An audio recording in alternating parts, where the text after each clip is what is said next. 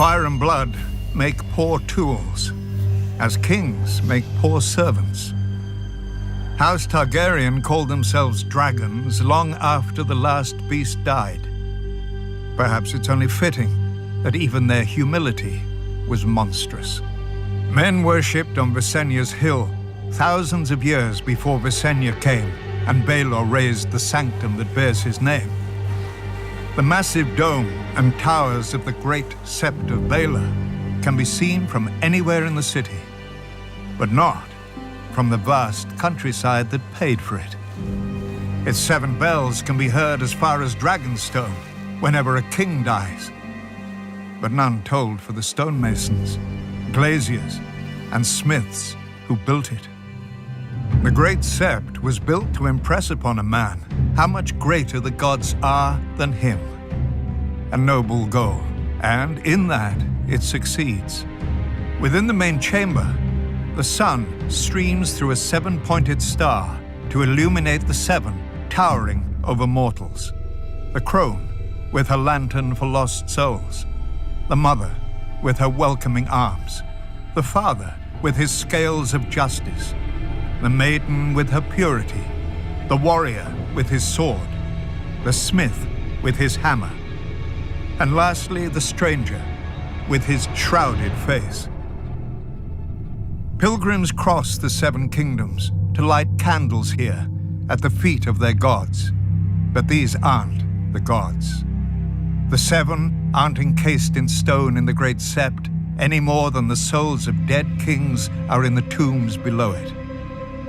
To steward his monument to vanity, Baelor summoned the High Septon of the Faith from his ancient seat in Old Town and gifted him with ornate robes and a crown of crystal and gold.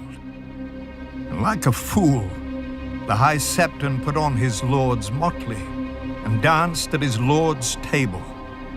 And with each passing year, the High Septons fell ever lower. How can the flock be kept safe from wolves when the shepherd sleeps in their den? Baelor himself appointed a simple-minded stonemason, believing him the smith reborn. And when he died, Baelor replaced him with an 8-year-old boy, whom Baelor had seen speaking with doves that answered with the voices of the 7. Still, the common people revere Baelor as the Blessed. They tell of how he forced a high lord to wash a beggar's feet, fasted to tame his unnatural lusts, and walked the bone way himself to make peace with dawn. Many septons and scepters even claim that Baelor rescued his cousin, the Dragon Knight, from a snake pit, because no viper would strike a man so pure and holy. A lie.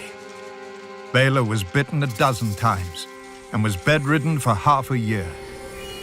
And yet he didn't die, nor did his High Septons ruin the faith.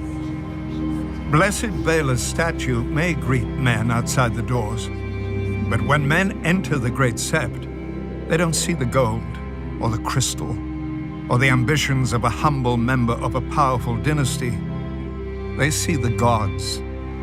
They feel awe at the divine majesty and their own insignificance. The gods work through Baelor's pride and vanity as they work through all of us. For the faith is more than a sept. The faith is more than a High Septon, more than all the septons and scepters who preach to the living, more than the silent sisters who prepare the dead. The faith is the will of the gods, and we are all its instruments. Kings and beggars, lords and cobblers, lions and sparrows.